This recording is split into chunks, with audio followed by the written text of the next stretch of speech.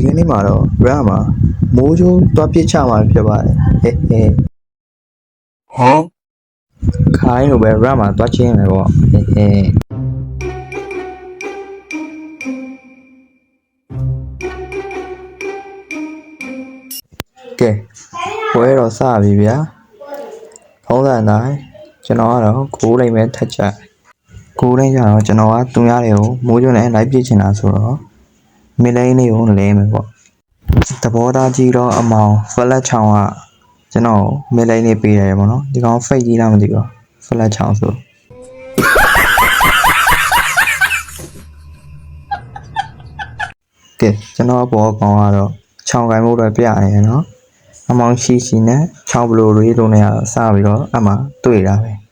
ဲဘန်းလာလေးကိုတော့ကြော်လိုက်မယ်နော်ဟီရိုပေကိုသွားကြတယ်ကဲဒီနေရာမှာကျွန်တော်တို့ကဖတ်ပေးရတယ်ပေါ့နော်ဖတ်ပေးရတော့ဂျိုင်လာကိုင်မဲ့ကောင်ကပြခိုင်းနေပြတော့အမှဘရုံးကိုင်မဲ့ကောင်ကပြလိုက်ပါတယ်ချောင်းကြီးသူကလည်းတင်ပေးလိုက်ပါတယ်တဲ့ကျေးဇူးတင်ပါတယ်လို့ဟီရိုတွေကပို့သွားပြီပေါ့နော်ကျွန်တော်ကတော့ဥရာကိုင်လိုက်တယ်ပေါ်တော့ကောင်ချောင်းဘလိုလေးရောတိတ်မမြင်ရရှင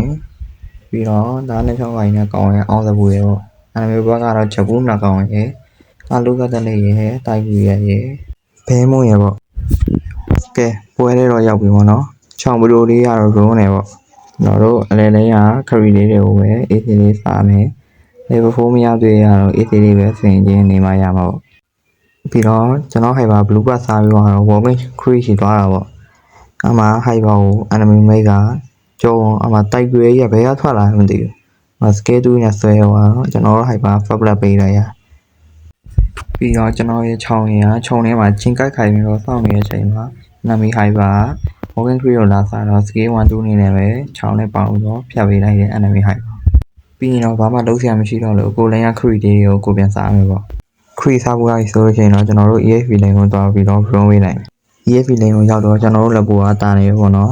်တာနေတဲ့အချိန်မှာတာတရားထွက်လာတယ်တာတဲ့ပတဲ့ဆိုင်ဖို့အတွက်ကျွန်တော်မှ level 4မရသေးတော့ကျွန်တော်အလယ်လင်းကိုပြန်သွားပြီးတော့ level 4ကိုတွားယူမှာဖြစ်ပါတယ်ကျွန်တော် create တောင်စားပြီးတော့ level 4ရသွားတော့ဟိုကောင်တွေကတာတဲ့ပတဲ့တော့ဆိုင်နေပြီဆိုတော့ position နဲ့နည်းနည်းကြည့်နေပေါ့နော် enemy တိုက်ဝေးရတယ်ကောင်းတယ်အမှအလူကကျွန်တော်တို့ရဲ့ခြောင်ဝင်ဖြတ်တယ်တိုက်ဝေးရတယ်ကျွန်တော်တို့ပြန်ပြီးဆွဲတဲ့ချိန်မှာကျွန်တော်ကတော့ aim ချပြီးအလူကကိုဖြတ်နိုင်တယ်ပေါ့ပြီးတော့ကျွန်တော်တို့သွေးနဲ့တို့ပြန်ပတ်တဲ့ချိန်မှာကျွန်တော်တို့ခြောင်ကိုဘဲမွာအေဒီမိတ်ကြီးနဲ့ထောင်းလိုက်ပြီးတော့ကျွန်တော်ဟိုက်ပါလဲဘလို့တေးပါလဲမသိဘူးဘဲမွတက်လိုက်အမေလက်ပူကဝင်သွားတယ်လက်ပူဝင်သွားတော့ကျွန်တော်ကစပယ်လေးမရှိတော့နည်းနည်းခြုံလေးမှာခဏစောင့်နေပေါ့နော်လက်ပူကဘဲလက်မှုနဲ့ဘန်ဝမ်းဆွဲနေအမှအနမီခိုင်ပါတွေရောက်လာပြီဆိုတော့ကျွန်တော်တာတဲ့ကိုပတင်းထပ်ဆိုင်လာတော့ဖြစ်ပါတယ်အမှဘဲမွာကသွေးနဲ့နေရောက်တွေ့တော့ကျွန်တော်လည်းလက်ပူနေကဘဲမွာဝိုင်းပြီးတော့ဖြတ်လိုက်တယ်အဲ့တော့တာတဲ့ပတဲ့မှာနည်းနည်းတာဝါနိုင်ရရှိတယ်ပေါ့နော်ကျွန်တော်တို့ဟိုက်ပါလေတာတဲ့ကိုလုံးနေပြီကျွန်တော်တို့တာတဲ့ကေးနေတဲ့ချိန်မှာအန်နီရောကတန်ဟာရောက်လာပြီးတော့ position လာပြတယ်ပေါ့နော် position လာပြတော့ကျွန်တော်တန်ကိုစကေး1 2နဲ့ပဲခဏလေးထိန်းထားနိုင်တယ်ပြီးတော့ enemy mate ကလည်းဝင်လာပြီးတန်ဟာစုတယ်ပေါ့နော်ဒါပေမဲ့ကျွန်တော်တို့ဘက်ကဟိုက်ပါကောင်းတဲ့ review ကိုရပါတယ်ဒါပေမဲ့အမှဗရဲထက်ဆိုင်နေပေါ့နော်ကျွန်တော်ကတော့မှန်တယ်မရှိတော့အိမ်ကိုပြန်မှရတော့ပေါ့နော်မပြန်လို့လည်းမရတော့ကျွန်တော်ပြန်ရောက်တော့အကုန်လုံးကတွေးကိုင်းကိုင်းလေးတွေပေါ့နော်ပြီးတော့ဗရဲရတယ်ပြီးတော့ကျွန်တော်တို့ဟိုက်ပါ rapper ကိုစားတယ်ကျွန်တော်ကလည်းအလဲတိုင်းက create လေးတွေကိုပဲသုံးပြန်တိုင်းတွားပြီးတော့ရှင်းပါမယ်ကျွန်တော်အလဲတိုင်းက create ကိုရှင်းနေတဲ့အချိန်မှာအောက်လေးမှာတော့လက်ပူးနဲ့ဗလမူနဲ့ကတော့ပွဲဖြစ်နေအဲ့မှာကျွန်တော် enemy mate ကအောက်လေးကိုဆင်းသွားတော့ကျွန်တော်တွေးလိုက်တယ်ပေါ့နော်တွေးလိုက်တော့ကျွန်တော်တို့ဘက်က high ပါလေးရှိရဆိုပြီးတော့ထားလိုက်တာဒါပေမဲ့ high ပါမသွားပေးဘူးပေါ့နော်မသွားပြီးတော့လက်ပူးကတွေးကိုင်းပြီးတော့ပြန်ပတ်လာအပေါ်လေးမှာလည်းတိုက်ဝူရဲ့enemy ဘက်က Harry ကမှကျွန်တော်တို့မစမန်ကိုဝင်ဖြတ်တယ်ပေါ့နော်ကျွန်တော်မစမန်လည်းဆောင်းကောင်းတဲ့ခါကျတော့ enemy တန်းကိုပြန်ကေးတိုင်းနိုင်တယ်ဘာဖြစ်လို့ဆိုတော့ကျွန်တော်မစမန်ဆောင်းကောင်းတော့မဟုတ်ကျွန်တော်တို့လာတဲ့အချိန်ကကွက်တိဖြစ်သွားလို့တော့ပေါ့နော်အကောင်ဆောင်းပုတ်လာပွဲပြီးရင်ဘလို့ကျွန်တော်ပြကျွန်တော်အလဲလေးမှာ crease စားနေတဲ့အချိန်မှာအပေါ်လေးမှာဗရဲတက်ဖြစ်တယ်ပေါ့နော်အဲ့တော့ကျွန်တော်ထပ်သွားအောင်မယ်ကျွန်တော်ဘက်က high ပါလေးရှိတော့အဆင်ပြေတယ်အမှ enemy mate ကဆောင်းဝမ်းစားတယ်ဗျကျွန်တော်တိုးလို့မရ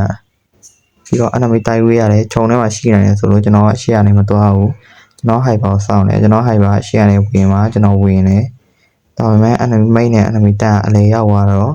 ့ကျွန်တော် flicker 1 scale 2နဲ့နှမ်းချုပ်တယ်ပေါ့မမိလိုက်ပဲနဲ့ enemy တက်ဘယ်ရောက်ဘလို့ရောက်လာလဲမသိဘူးအမှကျွန်တော်အဲ့ဒီတော့ကျွန်တော်ကပြန်သိသွား enemy တက်များခုနကတော့အလဲလေးမှာဒီကိုလာမယ်ဆိုအလုံးလုံး9စက္ကန့်10စက္ကန့်တော့ကြာဒါမဲ့ဘလို့ဖြစ်ပြီးအပေါ်လေးချက်ချင်းရောက်လာတယ်ဆိုတော့ကျွန်တော်လည်းမပြောတတ်ကျွန်တော်တေးသွားတဲ့အတွက်ကြောင့်မလို့အလဲလေးကဖတ်တာဝါကိုတော့ပေးရရတယ်ပေါ့နော်ကျွန်တော်အမှားလေးပါပါတယ်ကျွန်တော် flicker သုံးတာနည်းနည်းနောက်ကျသွားပါတော့ enemy hair တွေကို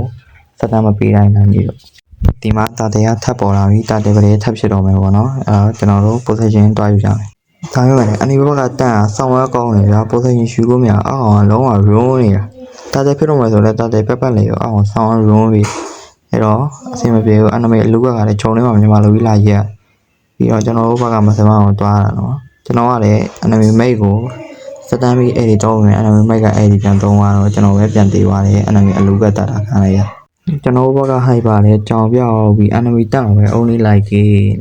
ကျွန်တော်နှစ်တန်းကလည်းပဒေထားမှမကြွားပြီးရင်ကျွန်တော်ဝင်လာတယ်ပြီးရင်သူပြန်သေးသွားတယ်အဲ့လိုပဲဒီတကောင်းမှလည်းမတက်အဲ့တော့ကျွန်တော်တကောင်းလေးပဲပို့ရုံးနေတာအဆင်မပြေကျွန်တော်ပြန်ရှင်းတော့မယ်နော်ကျွန်တော်ပြန်ရှင်းလာတော့ enemy ဘဲမုံတွေ့တယ် enemy ဘဲမုံကရမ်းကျွံနေတော့ enemy ဘဲမုံရှင်သွားမလို့ပဲဒါပေမဲ့ enemy ဘဲမုံကဆောင်းဝဲထောင်နေပြီးတော့သူ့ကေးတော့အဆင်မပြေတော့ပြီးတော့သူ့ဘေးနားမှာလည်းတင်းမိတ်တွေရှိတယ်တင်းမိတ်ရှိတော့ကျွန်တော်ခြောင်က flicker scale 1နဲ့အဲပုံပေးပြီးတော့အလုကမကဲမယ်မယ်လေခြောင်ဝဲပြန်တီးသွားတယ်ပေါ့နော်အလုကကတော့တသားရရလေးပဲပြန်ထွက်ဒီသားတွေမှာတော့ကျွန်တော်တို့ရားလိုက်တယ်ပေါ့နော်enemy ဘက်ကကောင်တွေကအောက်လေးကိုတွားနေတဲ့အတွက်ကြောင့်ကျွန်တော်တို့တာတဲ့ AC ပဲယူလို့ရနိုင်တယ်ဒီမှာဗလဲထပ်ဖြစ်တယ်ပေါ့နော်ဗလဲထပ်ဖြစ်တာကျွန်တော်တို့ဘက်ကနှစ်တန်းရိုးတေးသွားတယ်မသိဘူးဗလဲတော့မစရသေးဘူးဗလဲမစရသေးပဲနှစ်တန်းတေးသွားတော့ကျွန်တော်တို့ခေါင်းသွင်းမဲ့ကောင်မရှိတော့ပြီးတော့လက်ပိုးကလည်းဝင်နေဒါပေမဲ့ကျွန်တော်ကို enemy high ပါလိုက်ပြီးတော့တဲကြီးမဲ့လိုက်တာကျွန်တော်ကောင်းအောင်လို့လို့ပါဒီဗလဲမှာလည်းကျွန်တော်တို့ထပ်ရှုံးရတယ်ပေါ့နော် fat တော့ပေါ့နော် fat တော့ထွက်လာပြီဆိုတော့ကျွန်တော်လောက်ကလေးဆိုင်ရမယ်လောက်ကလေးဆိုင်မယ်ကျွန်တော်တို့လက်ဘူးကတွေးကိုင်းနေပြီ enemy ဘလန်မုံကလည်းဒီတာဝါလေးထိလိုက်တယ်ကျွန်တော်ခြောင်ကကန်ပြီးမယ်နဲ့ဒမ်းမေးမတော့ဘူးပေါ့နော်ကျွန်တော်တို့ကနှစ်တန်းလေးဘာလောက်တယ်မသိဘူးအဲ့လိုဝင်သွားတယ်အုံတော့မရှိဘူးတော့မသိဘူးဟုတ်ကျွန်တော်ဟိုက်ပါလည်းဝင်မယ်တော့မရဘူးပေါ့နော်အောင်သဘောဖြစ်နေတဲ့ဆိုကြောင့်မလို့မရဘူး emotional damn it အဲ့အချိန်မှာပဲ enemy ဘက်ကမီနီယာပါရပါတယ်ပေါ့နော်ဒီကောင်ကစားပေးလို့ရင်းတဲ့အတွက်ကြောင့်ကျွန်တော်ရှိလာမှာဆိုတော့ကျွန်တော်သိတယ်ဒီတော့တာဝါလေးက creep ပဲရှင်းတယ် flicker လေးပဲဝင်တော့ကျွန်တော်လည်း flicker နဲ့အလှလေးပဲပြန်ရှောင်းလိုက်အောင်နော်အဲ့ဒီတုံးဝင်မယ်နော်ဒမ်းမေးမလောက်ပါဘူးနော်ပြီးတော့ကျွန်တော်ပြန်အိမ်ပြန်ဖို့တာ recall ခေါ်ရနော် recall ခေါ်မယ်ဆိုပေမဲ့လေဒီကောင်ကပြန်လာအောင်မှဆိုတော့တီးတော့ scale 1 2နဲ့ချုပ်ထားတာ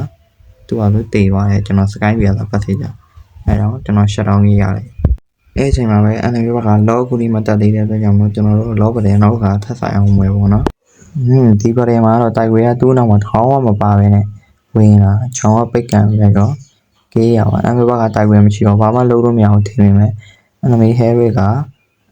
လက်ဖို့ကိုတက်လိုက်တယ်အမှလူကလက်စဲလေးကောက်စားပါတယ်ပေါ့ကျွန်တော်တို့ချောင်းကလည်းအလူကကိုဝင်ကန်မေးပေမဲ့လို့ကျွန်တော်တို့ဘက်ကဝင်ပေးမဲ့လို့အဲ့လိုအမှားအောင်မရှိတော့ဘူးเนาะအမှားအောင်မရှိတော့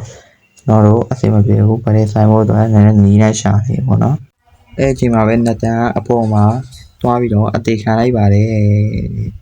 အော်နှစ်တန်းမစော့တတ်ဘူးကျွန်တော်လည်းဗီဒီယိုကြောင်းမလို့တာမဆဲတာနှုတ်မဆိုကျွန်တော်ဆဲမှာ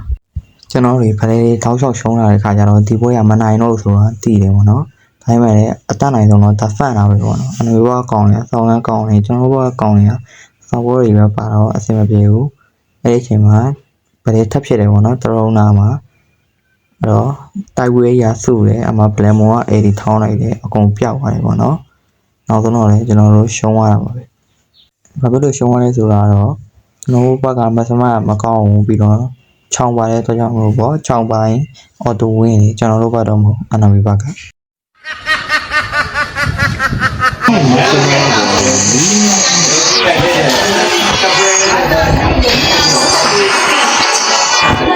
ဆုံးနေကြည့်ပြီးတဲ့လူတယောက်ရှိတိုင်းတော့ကျေးဇူးတင်ပါတယ်ပေါ့နော်ဒီဗီဒီယိုတွေကနည်းနည်းပြင်းပြကောင်းရဲဆိုရင်တော့တောင်းပန်ပါတယ်ပေါ့နော်နောက်ဗီဒီယိုတွေမှာအကောင်းဆုံးအနေနဲ့ပြန်လာခဲ့ပါမယ်လို့ကြည့်ပေးပါတယ် channel လေးကို like and subscribe လေးလုပ်ပေးကြပါဦးလို့တောင်းဆိုချင်ပါတယ်နောက်ဗီဒီယိုမှာပြန်တွေ့ကြမယ်နော် bye bye